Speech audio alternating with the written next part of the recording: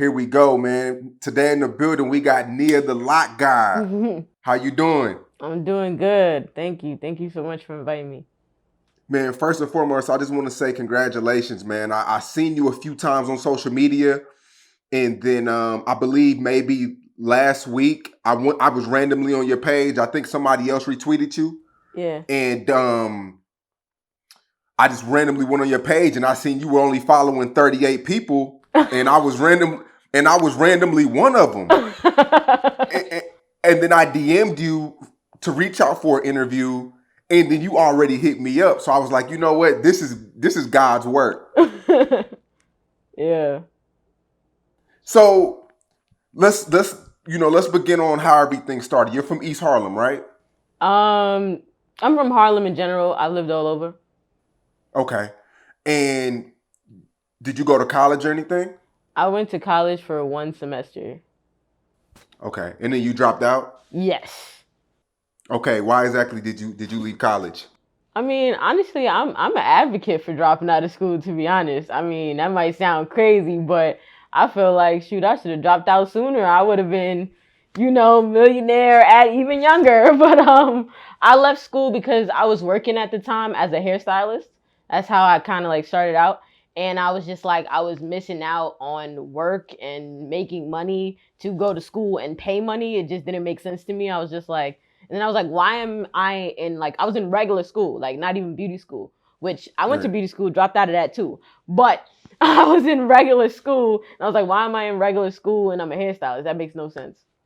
Okay. So how's your parents feeling, that you dropped out? I mean, like, I think that everybody kind of wants you to go to school, wants you to get a degree just to put it on the wall, like, not really for no other reason. But I felt like it was a waste of time, waste of money. Like, I just didn't think it was necessary. Even though I did enjoy college and do well in college, when I was there, which is funny. But I mean, like they still supported what I was doing. I was making good money. I was getting very popular on social media. I was a very talented hairstylist when that was primarily what I was doing.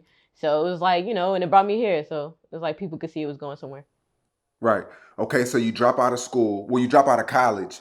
And are you living with your parents at that time? Yes. Okay. And are you working on this product when you drop out, or are you going back to just doing hair to make money to survive? Yeah, no, I was just doing hair at the time. Like I was, what was I, like 18 years old? And I was just doing my clients and I was in school full time, which was difficult, especially like there was days it's like I got a test, I got school early in the morning at 8 a.m. Then I gotta go to work as soon as I get after like as soon as I get out of school. Then I gotta study for the test the next morning. Then I gotta get up early in the morning. It's like you getting no sleep, you working hard and you in school is crazy. How much money weekly do you think you're making at that time doing hair? Um at that specific time, I was doing pretty well at that specific time. I would probably say about like $2,000. Okay, a week.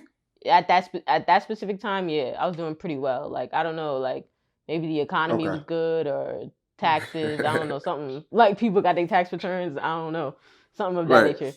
Yeah, Okay, and you're in New York, so 2,000 is really like maybe to everybody else, maybe 1,000 because everything's a little bit more expensive. So are you yeah. hardly getting by, or is that 2,000, or is that gravy? At that period. I was living with my mom, so it was like it was great. I was saving a lot of money. I've always been great at saving money.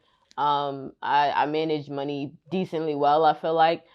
Even at the time when I was in college, I had like 40,000 saved and I was like 18 years Okay. old just from doing hair. So it's like I've always been like my mom didn't mess around. Like when I was younger, she was like, "Yo, I gave you $5. You better make it work for the week." Mm, Like straight so, up, straight yeah, up. like I had to learn how to save and Right. figure it out. So are you having to help your mom, pay bills, at this Yeah. period of time, or she letting you stack it all? Nah, I mean I've purchased my only property that I own right now is the house that I bought for my mother. And I mean she works within but yeah, so I got her that property and then like she works within my company. Like she does like most of the administrative stuff because she has her own company like as a real estate agent and she's been a real like she's had her own real estate company for 20 years. So she Okay. already has her own like lawyers, accountant that I kind of just like she passed them down to me. So it's like she handles a lot of that financial stuff, and then I just kind of like drive sales, work on social media. I make all the products. I just recently switched over to manufacturing with one product, but the rest of Okay. them I'm still making myself. But yeah. Okay. Nice. Nice. So you hired your mom. So now your mom, she's works for you, kind of like. Yeah, I mean, she's not on payroll or anything like that, Yeah. but she does have access to like the money. But like, I trust her because I'm like, I know that she has a concept. Like, she's in business, so she knows like you can't just act a damn fool. Like, we have bills, we have things to pay for. Like, you know what I mean? You got to still be modest about it. And she taught me how to save, so I know she knows how to like manage money. Like, that's where I learned it from. So, yeah. That's dope. Was it something that just came overnight where like, man, like maybe my mom could help me? Or it just happened to be like that? Like where y'all just came together and just, partnered up. I mean, she kind of just started helping out like with certain things like cuz there's like I delegate a lot of stuff, you know what I mean? Like it's funny cuz it's like people on social media like there's people that really think that I still do everything myself. Like they think I'm answering the customer service call, they think I'm They don't still understand the business model. Exactly. packaging the product. I'm like, nah, like I got people for I don't even post a post on the page. Like I got people for all of those things. So, like she just started helping out like in certain ways, like with different things, like getting insurance or a lot of stuff that I didn't know anything about. Like she had the connects and could call the people and everything like that. And, she just hooked a lot of stuff up in terms of like administratively, like, you know what I mean, with payroll. Like I had no idea about any of these kinds of things, and she kind of like, did that instead of me having to pay a third party or somebody else. Right. Like she kind of You just kept helped it out. all in house. That's dope. Yeah. Um, so okay, you're doing people's hair, and when does the light bulb go off in your head? Like at what period do you think of this product and what tell us the beginning of how everything started with the product itself. Yeah. So like a lot of stuff kind of stems from like New York just being really expensive for me. Like literally when I started doing hair, I was just trying to like make a little bit of money, and then it's like when I started the product, it was at a time where I had been in a salon. But I was renting a chair. I got kicked out of the salon for some drama that went on. And then I went to a salon suite, which we still have now, but I just got a storefront that we're like still renovating. But I went to the salon suite. The salon suite's extremely expensive. Like the room that I had at that time was $500 a week, and the room Hmm. that I have now is $700 a week. So it's like super like $500 a week. That's $2,000 a month. That's somebody's rent. Yeah.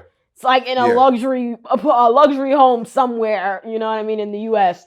And it's just like, nah, that's just for 100 square foot room for you to do your clients in New York City. So to keep up with the rent, like, because before I was paying like $100 a week to rent a chair in somebody else's salon, but I wanted my own space because salons can breed so much drama.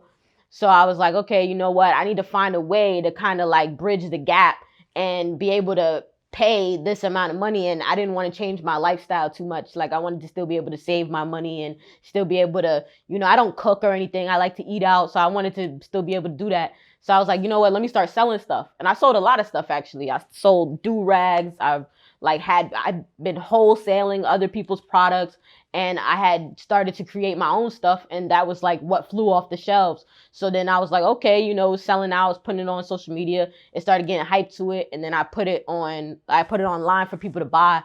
First time we launched, sold out in 45 minutes, and it was like that's how it went from there. 45 minutes sold Yeah, out. yeah. The first launch. And this product, is it something that's handmade? Is it a Yeah. special ingredient? Like how did you come up with the whole formula of the product?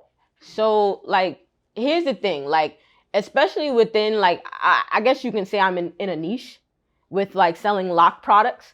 But the thing about it is there's not a lot of good lock products on the market. And I knew that from being a hairstylist. So I didn't use any of the lock products that were on the market. I used to like make my own stuff for my clients. I just never bottled it and sold it.